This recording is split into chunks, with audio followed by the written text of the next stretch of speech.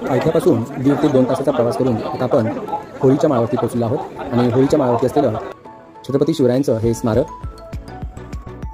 अवघ्या महाराष्ट्राला लागला ज्यांचा लळा, त्यांच्या चरणी नतमस्तक होण्यासाठी शिवभक्त झाले सर्व गोळा. डोळ्याचे पारणे फेडणारा असा हा शिवराज्याभिषेक सोहळा.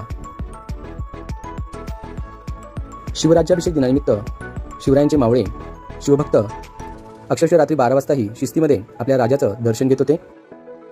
छत्रपतींचा मावळा आपल्या राजाच्या चरणांवर नतमस्तक. शिवभक्तांचे मावळ्यांचे सर्वस्व म्हणजे छत्रपती शिवराय. होळीच्या माळावर छत्रपती शिवरायांचं दर्शन घेऊन आता आपण बाजारपेठेतून पुढे चाललेलो आहोत.